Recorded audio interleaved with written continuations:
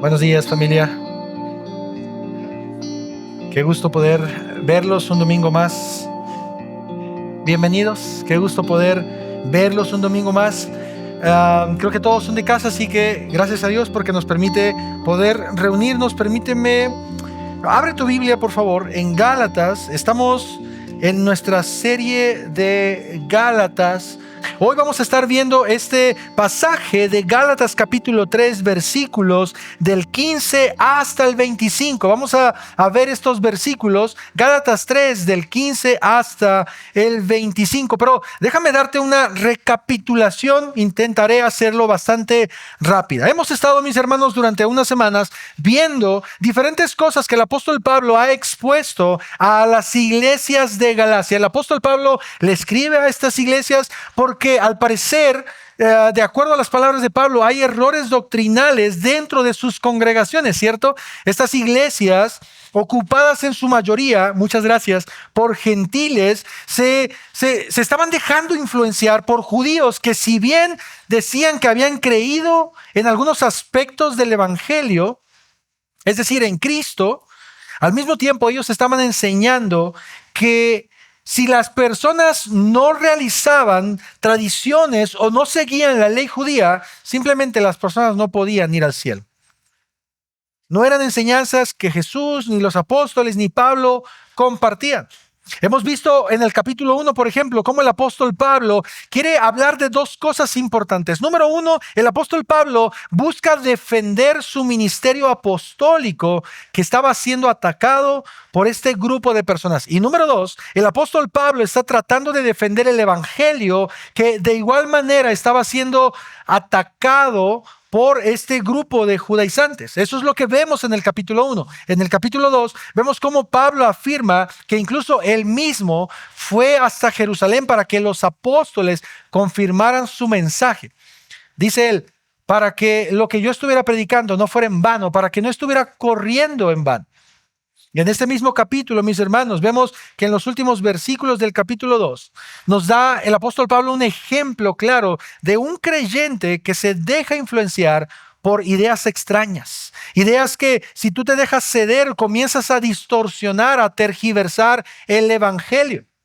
Y por último, hace 8 días, iba a decir el apóstol Julio, el pastor Julio, nos enseñaba que mientras algunos querían vivir bajo la ley, estos estaban condenándose a sí mismos y viviendo bajo la maldición de la ley. ¿Por qué? Porque nadie puede cumplir la ley en su totalidad. Pero aquellos que buscan vivir bajo la gracia serán llamados hijos de Abraham. Si me pueden regalar un poquito de monitor, un poquitito nada más, un pesito, dirían ustedes. Así que, mis hermanos, el día de hoy estaremos meditando en el capítulo 3, versículo 15 al 25, y quiero invitarte a que antes de que leamos el pasaje, oremos pidiendo sabiduría a Dios. Amén. Padre, gracias por esta hermosa mañana que nos regalas. Gracias porque tu Espíritu Santo está con y en nosotros, Señor. Gracias porque tenemos tu palabra que es viva. Señor, tu palabra, Señor, que no se equivoca, tu palabra que es fiel. Gracias, Señor, porque no tenemos a dónde más ir, porque solo tú tienes palabras de vida eterna. Señor, rogamos que por favor nos ayudes a meditar en tu palabra. Que nos ayudes, Señor, a pensar, a reflexionar en nuestro corazón y en nuestra mente qué es lo que tú quieres decirnos a través de tu escritura. Ayúdanos, por favor, porque lo necesitamos. En Cristo Jesús te lo pedimos. Amén. Mis hermanos, yo he titulado este sermón como Pacto, Promesa y Ley. Ese es el título del sermón de esta mañana. Pacto, Promesa y Ley. Así que ve conmigo a tu Biblia y leamos todos juntos. Si quieres leer en voz alta, no hay ningún problema. De hecho, si lees en voz alta es mejor porque algunas cosas se te quedan un poquito más grabadas. Y dice la palabra de Dios: hermanos, hablo en términos humanos. Un pacto, aunque sea humano, una vez ratificado, nadie lo invalida ni le añade condiciones. Ahora bien, las promesas fueron hechas a Abraham y a su descendencia. No dice y a las descendencias, como refiriéndose a muchas, sino más bien a una, y a tu descendencia, es decir, a Cristo. Lo que digo es esto: la ley que vino 430 años más tarde no invalida un pacto ratificado anteriormente por Dios como para anular la promesa. Porque si la herencia depende de una ley, ya no depende de una promesa. Pero Dios se la concedió a Abraham por medio de una promesa. Entonces, ¿para qué fue dada la ley? Fue añadida a causa de las transgresiones, hasta que viniera la descendencia a la cual había sido hecha la promesa. Ley que fue promulgada mediante ángeles por mano de un mediador. Ahora bien, un mediador no representa a uno solo, pero Dios es uno solo.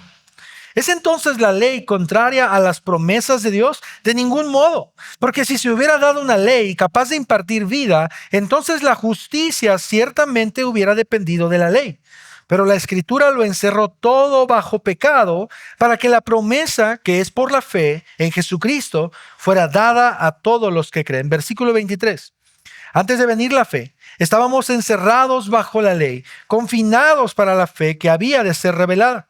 De manera que la ley ha venido a ser nuestro guía para conducirnos a Cristo, a fin de que seamos justificados por la fe. Último versículo. Pero ahora que ha venido la fe, ya no estamos bajo el guía. Este será, mis hermanos, el pasaje en el que estaremos meditando tú y yo en esta mañana por los siguientes minutos. Mis hermanos, los pactos y los compromisos han existido desde el inicio de la creación, alrededor del mundo. Civilizaciones, culturas, generaciones han realizado pactos para asegurar o confirmar alguna promesa. Hemos conocido de pactos incluso o compromisos de paz entre países que estaban en guerra y firman compromisos para ya no estar en guerra. Hemos escuchado incluso de otras culturas pactos o compromisos para dar a sus hijas o a sus hijos en matrimonio. Es más, no sé si alguna vez en tu niñez, seguramente alguno hizo algún pacto de amistad. Prometo que siempre seremos amigas. Prometo que siempre seremos amigos. Algunos hombres escupían en la mano y chocaban las manos para sellar ese pacto. Para los que estamos casados, hemos hecho este pacto, mis hermanos, delante de un grupo de personas. Hicimos una promesa con nuestro cónyuge de ser fieles y de estar, ¿qué? En las buenas y en las malas, hasta que la muerte nos separe. Nadie de aquí, creo yo, es ajeno a la idea de una promesa o un pacto. Es más, si lo vemos en sentido terrenal o incluso de la vida cotidiana, aquellos que han firmado un contrato para rentar han hecho compromisos o convenios con otra persona, ¿cierto? En donde ambas partes se comprometen a algo. Esto es de lo que precisamente estaremos hablando en esta mañana. ¿De qué manera Dios muestra su pacto a través de la ley? Es decir, hemos estado hablando durante estos capítulos 1, 2 y 3 sobre cómo no vivir justificados bajo las obras de la ley. Pero esto podría hacer pensar a algunos, ok, entonces la ley es mala.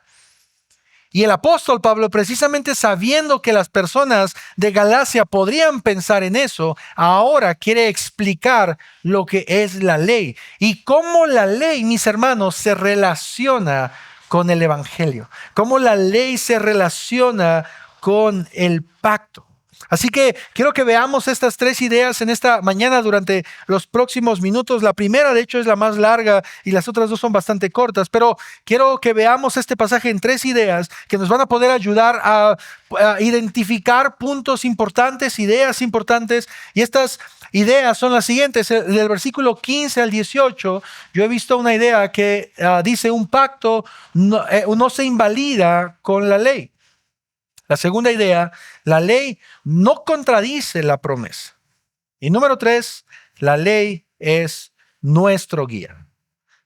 Vamos a dejarlo ahí unos segundos si quieres tomarle una fotografía o escribirlo. Un pacto no se invalida con la ley no contradice a la promesa, la ley es nuestro guía.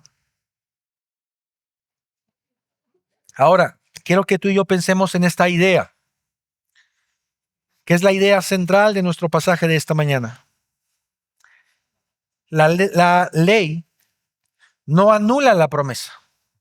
Más bien, nos guía hacia Cristo, cumpliendo así el pacto establecido. ¿Lo puedes ver? La ley no anula la promesa. Más bien, nos guía hacia Cristo, cumpliendo así el pacto establecido. No te preocupes ahorita si no tienes mucha idea de lo que es un pacto, de lo que es ley. Ahorita vamos a hablar de eso. Mis hermanos, estos hombres que se llamaban o se les conocía como judaizantes, si bien se habían acercado al cristianismo, Pablo los identifica como falsos hermanos que se estaban infiltrando en las iglesias para someter a las personas en esclavitud. Estos hombres querían que los gentiles obedecieran la ley y que se judaizaran. Ahora, esto podría hacernos creer entonces que, de nuevo, la ley es mala porque Pablo está diciendo que no deben de judaizarse, no deben de seguir la ley para ser salvos, pero no es así. Pablo en ningún momento está hablando en contra de la ley o creando una revuelta entre judíos y gentiles, no. El apóstol Pablo simplemente está diciendo nadie puede salvarse por la ley, pero esto no significa que los creyentes no deban obedecer la ley. Lo que Pablo está diciendo es que ningún ser humano puede ser perfecto en obediencia porque su alma está manchada por el pecado. Pero ahora, mis hermanos, en estos versículos, él usará este tiempo para hacernos reflexionar cómo es que la ley encaja perfectamente dentro de la gracia. Y si bien nosotros no estamos llamados a cumplir la ley para salvación, sí debemos obedecerla. Explícitamente, el decálogo, los 10 mandamientos de Éxodo capítulo 20. Así que ve conmigo, por favor, a esta primera idea, la cual, como ya lo mencioné, la titulé, un pacto no se invalida con la ley. Versículo 15, mira lo que dice la palabra de Dios. Hermanos, hablo en términos humanos. Un pacto, aunque sea humano, una vez ratificado, nadie lo invalida ni le añade condiciones. Si tú estuviste hace 8 días en el sermón, te puedes dar cuenta que Pablo continúa con la idea de Abraham. ¿Recuerdas? En el capítulo 3, con lo que Julio predicó hace 8 días, él predicó acerca de que aquellos que creen son considerados hijos de Abraham. Y ahora el apóstol Pablo continúa su idea. En el versículo 8 del capítulo 3, Pablo dice que Dios le dijo a Abraham que en él serían benditas todas las naciones. Esta es una promesa de parte de Dios al Padre de la fe, el cual, dice la palabra, creyó y le fue contado por justicia. Es decir, Abraham fue justificado por la fe. Y ahora Pablo, una vez más, tal como lo hizo en el capítulo 1, versículo 11, mira qué interesante, vuelve a llamar a este grupo de personas hermanos. Esto me llama la atención porque a pesar de que en el versículo 1 él les llama insensatos, algunas traducciones dicen torpe o incluso tontos. Él, aún a pesar de eso, es consciente de que estas personas que están fallando y que están errando en su fe son hermanos todavía. Claro, él está enojado, está decepcionado. Quiero pensar, humanamente hablando, cualquiera lo estaría, pero él es consciente de que estas iglesias, mis hermanos, han sido compradas por la sangre de Cristo. Y si bien están fallando en algunas cosas, eso no los ha apartado, al menos no por ahora. Él no los llama todavía apóstatas. Pero Pablo quiere que ellos entiendan algo que es bastante importante, que para su contexto es importante. Y es que ellos no son el pueblo de Israel, al menos no el pueblo étnico. Pero ellos debían de entender esto. Si tú piensas en Gálatas capítulo 3, si lo estuviera leyendo o escuchando un judío sobre Abraham, sobre Isaac, sobre Jacob, para ellos estos temas son bastante familiares, ¿cierto? Es algo, era el pan de cada día. Era algo que en las mañanas sus padres les hablaban, en las tardes y antes de dormir. Pero para los gentiles no. Recuerda esto porque es importante. La iglesia a la que Pablo les está hablando es una iglesia gentil que tal vez no entiende muchas cosas de ley, pactos y promesa. Y por eso es que ahora el apóstol Pablo quiere darles un ejemplo de la vida humana. Un ejemplo sencillo, y dice precisamente en el versículo 15, aún en términos humanos, un pacto, aunque sea humano, una vez que ha sido escrito, una vez que ha sido ratificado, ¿qué? No se puede cambiar.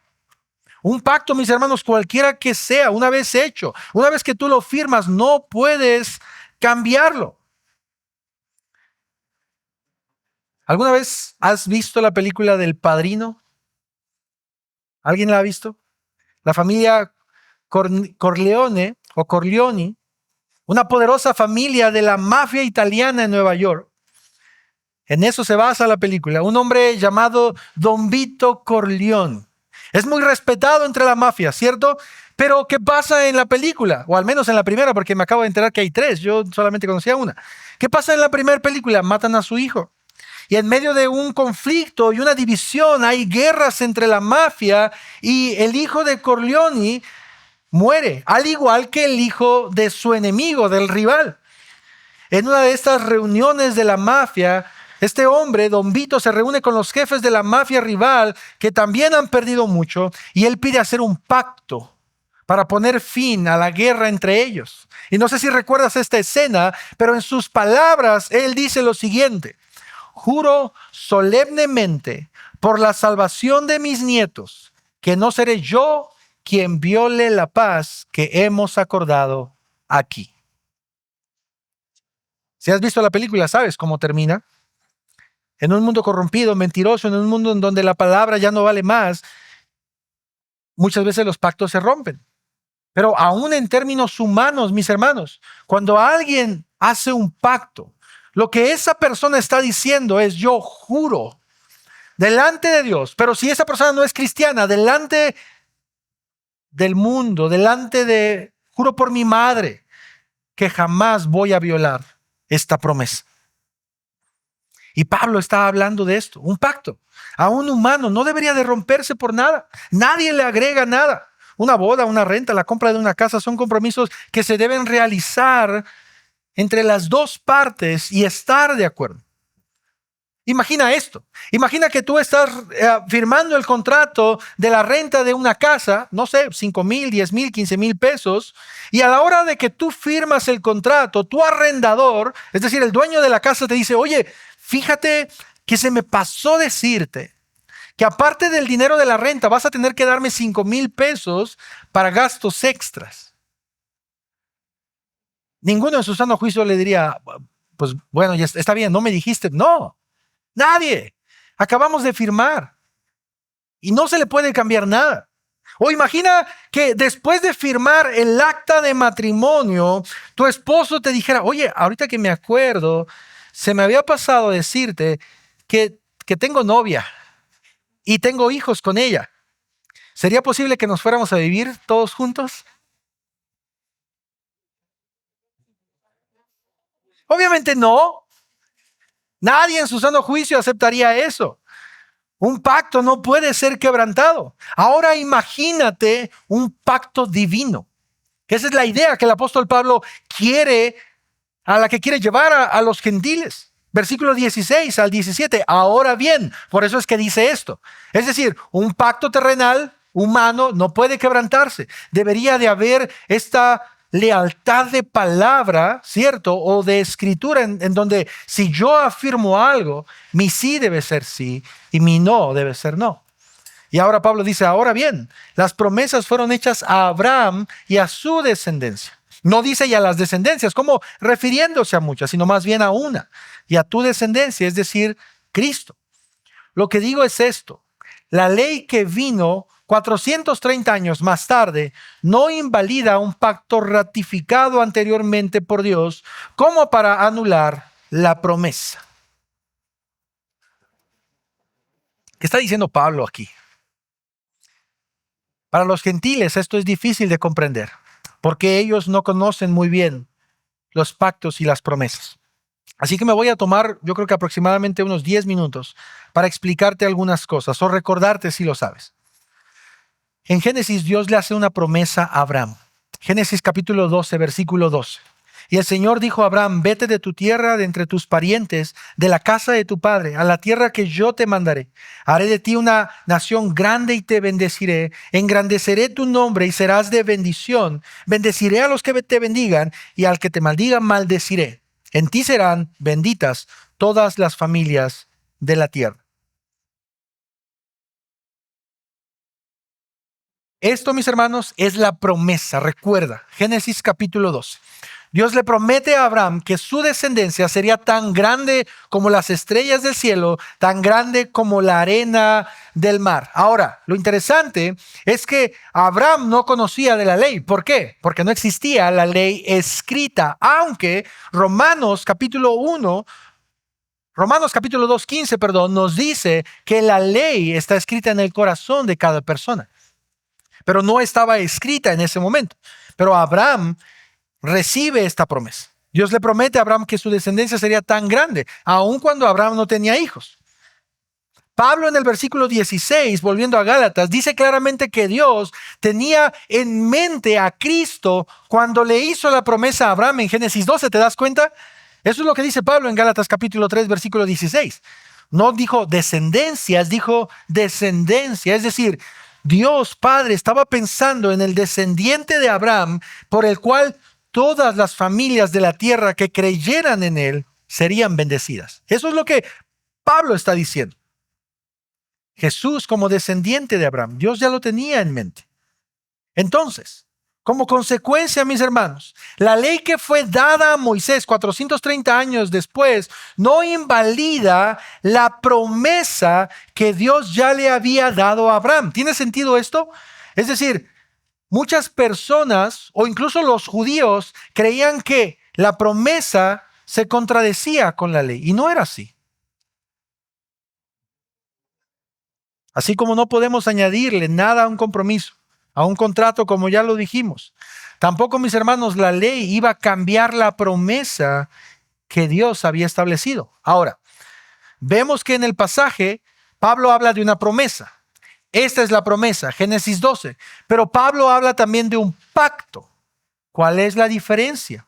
¿En dónde lo encontramos? Génesis capítulo 15. Ve conmigo, por favor. Este es un pasaje realmente, yo diría, muy importante para entender Gálatas 3. Así que presta mucha atención a lo que vamos a leer en Génesis 15, porque es bastante largo. Pero dice esto: después de estas cosas, la palabra del Señor vino a Abraham en visión, diciendo: no temas, Abraham, yo soy un escudo para ti. Tu recompensa será muy grande. Y Abraham dijo: oh Señor, Dios, ¿qué me darás, puesto que yo estoy sin hijos y el heredero de mi casa es Eliezer de Damasco? Dijo además Abraham: no me has dado descendencia y uno nacido en mi casa es mi heredero. Pero la palabra del Señor vino a él diciendo: tu heredero no será este, sino uno que saldrá de tus entrañas. Él será tu heredero. El Señor lo llevó afuera y le dijo: ahora mira el cielo y cuenta las estrellas, si te es posible contarlas. Y añadió: así será tu descendencia. Versículo 6. Y Abraham creyó en el Señor y él se lo reconoció por justicia. Eso es lo que precisamente Pablo dijo en Gálatas 3. Y le dijo: yo soy el Señor que te saqué de Ur de los Caldeos para darte esta tierra para que la poseas. Entonces Abraham le preguntó: oh Señor, ¿cómo puedo saber que la poseeré? El Señor le respondió: tráeme una novilla de 3 años, una cabra de 3 años, un carnero de 3 años, una tórtola y un pichón. Abraham le trajo todos estos, los partió por la mitad y puso cada mitad enfrente de la otra, pero no partió las aves. Y las aves de rapiña descendían sobre los animales sacrificados, pero Abraham las ahuyentaba. Mis hermanos, esto que acabamos de leer es el inicio del pacto que Dios quiere establecer con Abraham. Abraham no tiene hijos y no sabe cómo es que su descendencia será tan grande como las estrellas de los cielos. Y él piensa que su siervo Eliezer va a ser el que se va a quedar con todas las cosas. Pero Dios le dice: no, yo te voy a dar un descendiente. Así que Dios establece un pacto con Abraham de esta manera. Génesis 15, versículo 12. Continuamos leyendo. A la puesta del sol, un profundo sueño cayó sobre Abraham. El terror de una gran oscuridad cayó sobre él. Y Dios dijo a Abraham: ten por cierto que tus descendientes serán extranjeros en una tierra que no es suya. Dios está hablando de Egipto. ¿Recuerdas la historia de Éxodo? En donde serán esclavizados y oprimidos durante 400 años. Pero yo también juzgaré a la nación a la cual servirán y después saldrán de allí con grandes riquezas. Justo es lo que pasa en Éxodo. Tú irás a tus padres en paz y serás sepultado en buena vejez. Escucha esto. En la cuarta generación ellos regresarán acá porque hasta entonces no habrá llegado a su colmo la iniquidad de los amorreos. Y sucedió que cuando el sol ya se había puesto, hubo densas tinieblas y apareció un horno humeante y una antorcha de fuego que pasó por entre las mitades de los animales. ¿Recuerdas lo que acabamos de leer?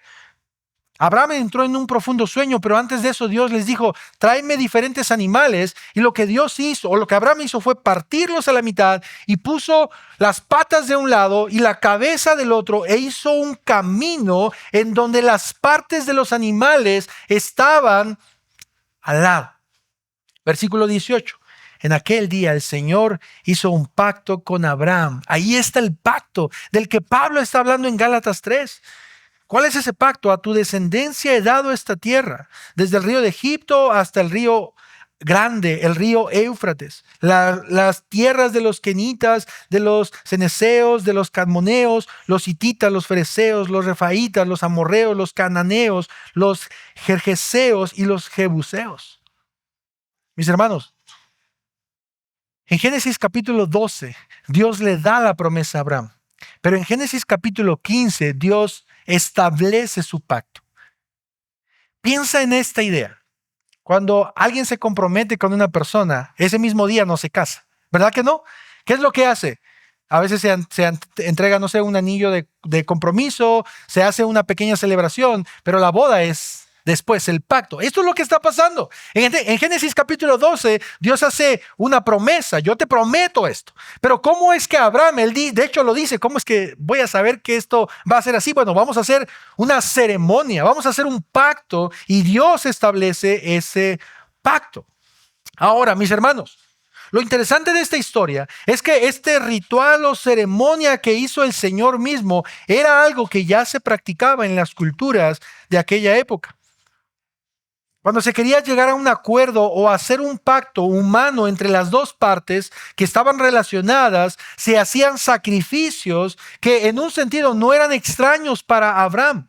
Y lo que está sucediendo, mis hermanos, en Génesis 15 era un compromiso en donde ambas partes debían caminar en medio de los cuerpos partidos a la mitad y así confirmar lo siguiente. Prácticamente cuando una parte caminaba en medio, ellos decían, si yo no cumplo con mi parte del compromiso del pacto, que me suceda lo mismo que le pasó a los animales descuartizados.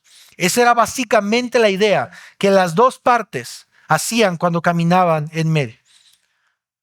Esto era bastante serio, mis hermanos, porque ellos estaban jurando por ellos mismos que si ellos no cumplían con su parte del pacto, ellos debían morir. Tal como los animales despedazados debían morir. Pero si vemos en Génesis 15, Abraham en ningún momento cruza por ese camino. Es más, de acuerdo a Génesis 15, Abraham estaba dormido. Cayó en un profundo sueño. Él no pasó en medio de ese camino. ¿Quién pasó? Dios. Una antorcha de fuego pasó por entre las mitades de los animales. Es decir, mis hermanos, esto que estamos leyendo, este pacto es realmente asombroso porque Dios hace que Abraham caiga en un profundo sueño. Quiero pensar, porque el texto no lo dice, porque Dios sabe que Abraham no va a poder cumplir su parte del pacto. Pero Dios toma la iniciativa de pasar en medio de ese camino.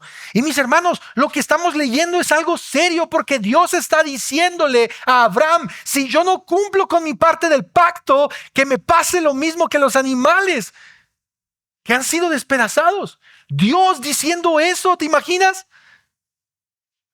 Afirmando El Dios que no miente, que no cambia, que siempre es el mismo por los siglos de los siglos, está jurando por él mismo que si él no cumple con lo que le acaba de decir a Abraham, que él termine como esos animales. ¡Wow! Mis hermanos, esto debería de volarnos la cabeza de verdad. No es Abraham el que pasa por en medio, porque él no puede cumplir ese pacto. Es Dios el que lo hace. Y esto es lo que estamos viendo en Gálatas capítulo 3. Dios está prometiendo por él mismo que él le daría un descendiente a Abraham y que a través de ese descendiente las naciones de la tierra serían bendecidas. Él ve una vez más al versículo 16. O escucha, mejor dicho, porque quiero leerlo en la Nueva Traducción Viviente. Mira cómo lo dice la Nueva Traducción Viviente. Dios ha dado las promesas a Abraham y a su hijo. Y noten que la Escritura no dice a sus hijos, como si significaran muchos descendientes. Más bien dice a su hijo. Y esto sin duda se refiere a Cristo. La promesa de Dios para Abraham, mis hermanos, más allá de darle muchos hijos a Abraham, más allá de que Abraham se llenara la cabeza pensando que tendría una descendencia como la arena del mar, Dios le estaba prometiendo algo. Te voy a dar un hijo. Y a través de ese hijo, las naciones de la tierra serían benditas. Y la ley que llegó, mis hermanos, con Moisés 430 años más tarde, no cambia y no invalida ese pacto, no le modifica lo que Dios ya le había dicho a Abraham sobre Jesús. Es decir, el Mesías, el Salvador del mundo, había sido un pacto entre Dios y Abraham y la ley no lo iba a cambiar. Mis hermanos, la ley no es algo distinto al pacto, no se contradice. Dios no dijo una cosa y después cambió de parecer con otra. Abraham le creyó a Dios y eso le fue contado como justicia. La fe, mis hermanos, siempre estuvo presente desde el inicio. Versículo 18, porque si la herencia depende de una ley, ya no depende de una promesa. Pero Dios se la concedió a Abraham por medio de una promesa. Cuando se dio la promesa, mis hermanos, la ley no había sido dada. Y Dios sabía exactamente lo que haría con Abraham. Y Dios sabía que este pacto, mis hermanos, continuaría aún después de la ley. Dios le dio una promesa a Abraham, no por el cumplimiento de la ley, sino por la fe. Es decir, Dios no le dijo en ninguna parte a Abraham, ni en Génesis 12, 13, 14, 15. No le dijo, si tú me obedeces y nunca quebrantas mi ley, entonces, solo entonces haré de ti una gran nación. No. Es más, si nosotros pensamos en Génesis capítulo 12, podemos ver que Abraham no era el que estaba buscando a Dios. Dios fue el que buscó a Abraham. Abraham era un gentil. Y Dios prometió todas estas cosas sobre Abraham. Así que mis hermanos, punto número 1, el pacto no se invalida con la ley. Y ve conmigo ahora la segunda idea precisamente que nos enseña que la ley no contradice la promesa. El pacto, Génesis 15, no se invalida con la ley. Pero al mismo tiempo la ley no contradice la promesa. Versículo 19 al 20. Entonces, aquí es donde Pablo dice, y a lo mejor la duda de varios, ¿para qué fue dada la ley? Bueno, Pablo dice, la ley fue añadida a causa de las transgresiones, hasta que viniera la descendencia a la cual había sido hecha la promesa. Ley que fue promulgada mediante ángeles por mano de un mediador. Ahora bien, un mediador no representa a uno solo, pero Dios es uno solo. ¿Para qué fue dada la ley? Podrían preguntarse los gentiles. ¿Sabes? Y de acuerdo a este texto, mis hermanos, podríamos pensar en varias cosas. Número 1, podríamos pensar en que la ley fue dada, como lo dice el texto, para mostrar la condición pecaminosa de cada ser humano, a causa, dice, de la transgresión. Es decir, la ley no trajo el pecado, estamos de acuerdo con eso, ¿verdad? El pecado ya estaba. Adán y Eva pecaron, ¿qué? Antes de la ley. Recordemos al padre de la fe. El padre de la fe pecó antes de la ley. Y así cualquier hombre, Caín, pecó antes de la ley. Entonces la ley no trajo el pecado, la ley mostró el pecado que había en el corazón de cada persona. Fue dada para mostrar la condición pecaminosa. Número 2, también el pasaje nos dice que la ley fue dada de manera temporal. ¿Te diste cuenta de eso en nuestro pasaje? Versículo 19, hasta que viniera la descendencia a la cual había sido hecha la promesa. La ley, no estamos hablando específicamente del decálogo, los 10 mandamientos, o en los evangelios Jesús resumiéndolo en solo 2. Recordemos que los judíos, mis hermanos, tenían más de 600 leyes. Estas leyes y tradiciones, mis hermanos, tenían una vigencia. Fueron dadas a los israelitas para mostrar su pecaminosidad, pero al mismo tiempo fueron dadas hasta que el Mesías llegara. Es decir, una vez que Cristo llega, estas tradiciones, estas leyes ya no son necesarias. Y ojo, de nuevo lo vuelvo a repetir, no estoy hablando de amar a Dios sobre todas las cosas. No estoy hablando de no hacerte ídolos. No estoy hablando de honrar a tu padre. No, estoy hablando de tradiciones como no cortarte las patillas. Estoy hablando de tradiciones como no comer cerdo, no comer ciertos animales. Estoy hablando de tradiciones como las mujeres que menstruan tienen que salir por varios días hasta que se purifiquen. Y si tocan algo, todo eso está contaminado. Todo eso, mis hermanos, tenía un propósito para Israel. Pero Pablo dice, esto tenía una vigencia hasta que llegara el descendiente. Y número 3, la ley fue dada por medio de ángeles a través de Moisés como mediador entre Dios y el pueblo. No sé si tú sabías, pero esta es una creencia judía, mis hermanos. Los judíos creían que la ley había sido enviada a través de ángeles. De hecho, hay tradiciones de judíos que creen que en el monte Sinaí, cuando Dios está con Moisés y Dios le entrega las tablas de la ley, fueron ángeles los que le llevaron a Moisés estas tablas. Y de hecho, no solamente lo dice Gálatas capítulo 3, también Hechos capítulo 7, versículo 53. ¿Recuerdas a Esteban cuando están a punto de matarlo? No le están lastimando, no se preocupe.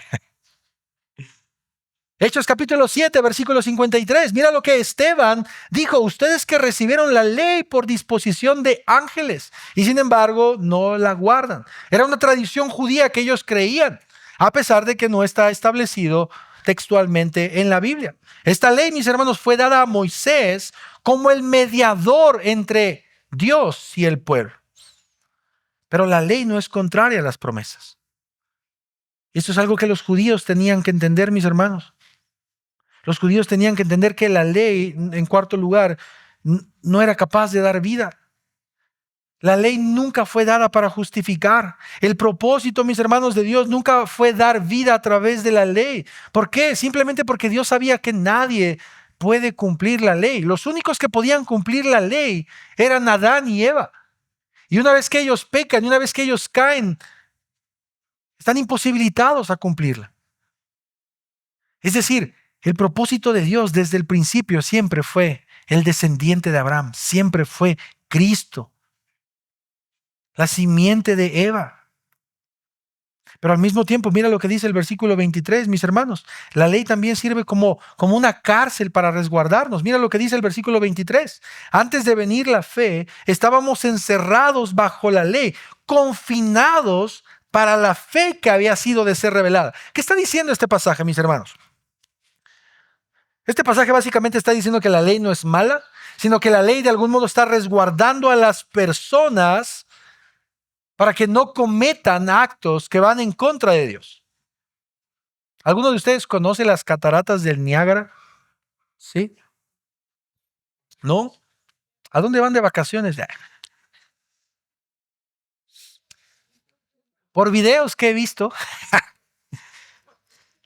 por videos que la gente toma, lo puedes buscar en YouTube, se ven cercas protectoras, no sé si así se dice, perdóname si no se dice así, pero cercas que protegen frente a ellas. Pero estas cercas, espero que no se vicie, pero estas cercas son de este tamaño, por los videos que se ven. De este tamaño. Ahora, las cercas están puestas ahí para básicamente evitar que la gente se mate y se aviente.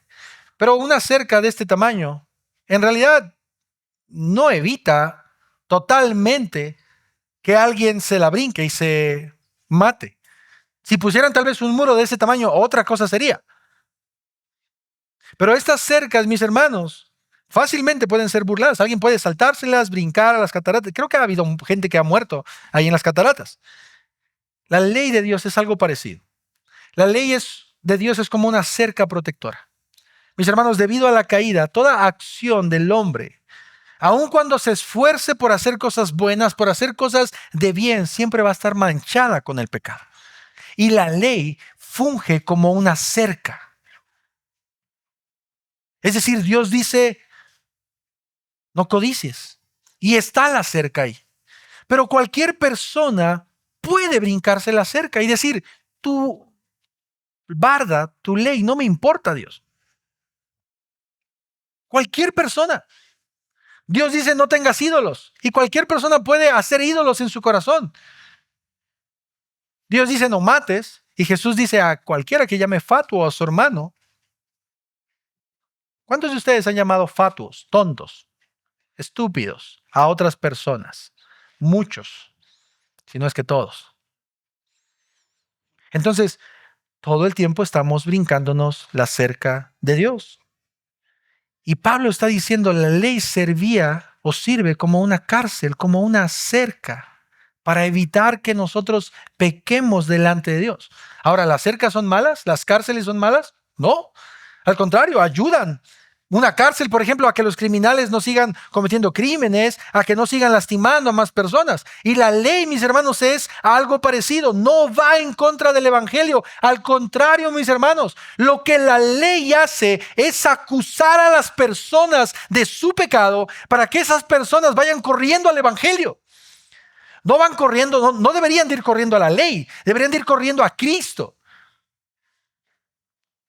Cuando nosotros vemos el decálogo, y vemos todo lo que el Señor dice que deberíamos ser y hacer, esto debe acusar a nuestros corazones, mis hermanos. ¿Todos honran a su padre y a su madre perfectamente? Yo creo que no.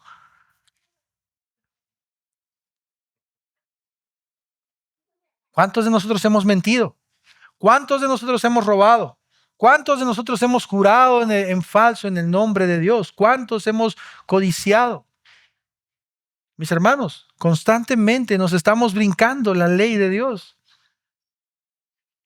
Y eso debería hacer que nuestros corazones quieran ir hacia Cristo. Porque si tratamos de ir hacia la ley para cumplir la ley y decir, es más, ¿cuántos de ustedes, cuántos de nosotros no hemos dicho, hoy sí le voy a echar ganas, hoy sí no voy a decir mentiras? Y no pasa ni un día, ni una semana. Entendamos esto, mis hermanos. Dios no dio la ley primero y después cambió de parecer. No, la ley es un anticipo. La ley tenía como objetivo apuntarnos a lo realmente importante. Y esto precisamente es el tercer y último punto. La ley es nuestro guía. Versículos 24 y 25. De manera que la ley ha venido a ser nuestro guía para conducirnos a Cristo, a fin de que seamos justificados por la fe. Pero ahora que ha venido la fe, no estamos ya no estamos bajo el guía. Pablo en Gálatas y en sus demás cartas afirma, mis hermanos, que la ley no es mala. Nuestros corazones lo son. Y la ley entonces funciona como un guardián. No se opone a las promesas, apunta a ellas. No sé si conocías esto, pero un ayo, un guía en el contexto de Pablo y de Gálatas y de los judíos, era un esclavo que estaba en el hogar para el cuidado de los más pequeños. Ahora, este esclavo debía estar con los niños pequeños constantemente, todo el tiempo cuidándolos, pero al mismo tiempo, este esclavo, no por ser esclavo, los niños podían hacer lo que querían con ellos. ¿Has visto estas películas o a lo mejor estas historias que tal vez son de la vida diaria en donde los niños tienen niñeras y los niños pueden hacer lo que quieran con su niñera? Bueno, aquí no funcionaba así. A pesar de que este hombre o mujer era un esclavo, el esclavo tenía cierta autoridad sobre el niño, autoridad dada por el padre. Este esclavo no estaba bajo la autoridad del hijo, estaba bajo la autoridad del padre. Y el padre le daba autoridad al esclavo para que corrigiera al hijo. Es decir, el esclavo podía corregir al hijo si el hijo hacía algo que atentara contra su vida. Y así funciona la ley. La ley no da vida, eso es verdad, pero la ley no es mala. Guía a todo hombre y mujer hacia Cristo. Piensa en esto, piensa en el decálogo. Cuando nosotros pensamos en no tener otros dioses delante del único Dios verdadero, nuestros corazones deberían constantemente acusarnos de que muchas veces sí hemos tenido otros dioses, ¿cierto? Cuando pensamos en no hacernos imagen y semejanza, nuestros corazones deberían de culparnos que muchas veces hemos hecho ídolos en nuestro corazón. Y así sucesivamente, no tomar el nombre del Señor en vano, acordarnos del día de reposo, honrar a padre y madre, no matar, no cometer adulterio, no hurtar, no dar falso testimonio, no codiciar. Mis hermanos, la ley expuso y expone todavía lo que hay en nuestros corazones. La ley no trajo el pecado, solamente lo hizo evidente. Voy a repetir eso una vez más. La ley no trajo el pecado, solamente lo hizo evidente. Sean honestos conmigo, ¿a cuántos de ustedes no les gusta ir al doctor? ¿No les gusta hacerse estudios médicos?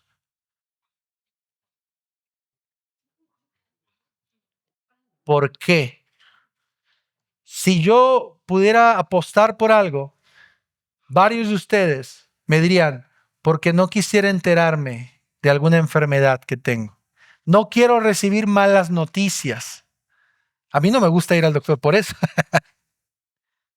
Porque pueden salir malos estudios, ¿verdad que sí? Ahora, el problema con ese pensamiento es que los estudios no nos traen la enfermedad. Los estudios revelan la enfermedad que ya hay en nuestro cuerpo. Entonces, la pregunta sería, ¿los estudios son malos? No. Exponen la condición de nuestro cuerpo. Exponen si necesitamos hacer ejercicio, bajar a los azúcares, bajar a las grasas, bajar a etcétera, etcétera. Pero aún sin los estudios, mis hermanos, nuestro cuerpo seguiría teniendo esa enfermedad. Los estudios no traen la enfermedad. Los estudios exponen la enfermedad. Y así funciona la ley. La ley no trae el pecado, lo expone. Pero al mismo tiempo, mis hermanos, una vez expuesto el pecado, la ley trata de apuntarnos a Cristo, el único médico, la única medicina que nos puede sanar de esta condición. La ley trata de mostrar la incapacidad del hombre para salvarse a él mismo, pero también busca guiarnos, así como este ayo, como esta niñera, de llevarnos a la verdad. Así mismo, la ley busca llevarnos a Cristo. Mis hermanos, Pablo lo está diciendo en Gálatas capítulo 3, desde el versículo 1 hasta el versículo 25.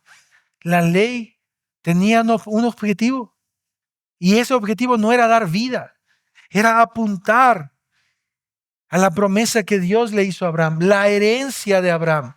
Todo esto, mis hermanos, apunta hacia Cristo. ¿Recuerdas este camino en donde habían sacrificado animales en Génesis capítulo 15 y los habían partido a la mitad? Mis hermanos, Abraham no fue quien caminó en ese camino. Fue Cristo. Él fue quien cumplió el pacto con el Padre. Pero a diferencia, mis hermanos, de los pactos humanos, Cristo caminó no diciendo, si yo no cumplo, que me pase lo mismo que estos animales. Cristo caminó diciendo, para que el pacto se cumpla, debe pasarme lo que a estos animales. Esto es hermoso, mis hermanos. Porque al igual que con Abraham, nosotros no somos capaces de cumplir el pacto de Dios. Y por eso el Hijo de Dios tuvo que caminar mis hermanos, y cumplir ese pacto. Qué hermoso es ver que para que la promesa dada a Abraham se cumpliera, el descendiente tuvo que cumplir la promesa. Para que Abraham recibiera la descendencia que se le había prometido, el hijo tuvo que pasar y sufrir. Cristo, mis hermanos, es el cumplimiento del pacto establecido. Si lo piensas conmigo, Cristo es la herencia, Cristo es el cumplimiento del pacto, Cristo es la promesa y Cristo es el cumplimiento aún de la ley. Eso es lo que Romanos capítulo 10, versículo 4 nos enseña. Cristo es el fin de la ley para justificar a todo aquel que cree. Mis hermanos, ni Romanos ni Gálatas nos dice que la ley ya no es útil. Al menos no el decálogo, al menos no estos mandamientos que Jesús resumió. Pero debemos entender que todas estas normas y leyes nos deben siempre apuntar al Salvador. Y quiero animarte, mis hermanos, a través de este sermón, a que nosotros podamos ver que todo lo que Dios le prometió a Abraham tuvo su cumplimiento en Jesús. Si tú y yo en esta mañana podemos estar aquí adorando al Señor, cantando como lo hicimos, tomando la Santa Cena, es porque el hijo de Abraham decidió pasar por ese camino. Y aún a pesar de cumplir con su parte del pacto, Él fue muerto para perdón de nuestros pecados. Quiero dejarte algunas aplicaciones que considero prácticas. Tú y yo debemos entender cuál es el propósito de la ley, para no confundirnos y no confundir a otros. Hay personas, y hay cientos, y diría yo miles de videos de personas que se burlan del cristianismo por no entender cómo funciona la ley judía y decir que tenemos un Dios que no permite comer ciertas cosas, o un Dios que no quiere que las mujeres se corten el cabello, por no entender que justo estas leyes tenían una fecha de caducidad y que su cumplimiento total lo tenía Cristo. Así que quiero animarte a que no tengas temor a ir a estos libros de la Biblia que parecen ser difíciles y que puedas ver cómo Cristo tiene su cumplimiento aún en estos libros. Pero al mismo tiempo quiero animarte también a que tú y yo podamos vivir por fe, tal como Abraham lo hizo. En muchas ocasiones, mis hermanos, nosotros dudamos de la fe, del amor de Dios. En muchas ocasiones nuestra fe está tambaleando. En muchas ocasiones nuestra fe no nos lleva a donde quisiéramos o no entendemos muchas cosas y creemos que quien falla es Dios y no nuestra fe. Y quiero animarte a ti y a mí en esta mañana a que vivamos en esta fe que decimos creer. Y si alguien nos visita por primera o segunda vez, pero no es creyente, no conoce del Evangelio, quiero decirte que la ley te condena en esta tarde. Sé que lo que estoy diciendo suena fuerte, pero es una realidad bíblica. La ley te condena porque no puedes cumplirla. Y si Cristo no es tu justificación, lo serán las obras de la ley. Y algún día, querido amigo o amiga, estarás delante de Dios parado y Él precisamente te preguntará: ¿tuviste dioses ajenos además de mí? ¿Has mentido? ¿Has robado? ¿Has codiciado? Y si tú lo has hecho, tú serás condenado por la ley. Si Cristo no es tu justificación. Pero la buena noticia para ti y para mí en esta mañana es que tú puedes venir a Cristo hoy, no mañana, no en 10 años, no cuando estés a punto de morir. Hoy puedes arrepentirte. Por favor, deja de creer que eres una buena persona. Por favor, deja de creer que tú puedes ganarte la salvación, porque eso es precisamente lo que te va a condenar para siempre. Déjame terminar con esto. Esta idea que compartí contigo al principio. La ley no anula las promesas, más bien nos guía hacia Cristo, cumpliendo así el pacto establecido. Ponte de pie, familia, vamos a orar.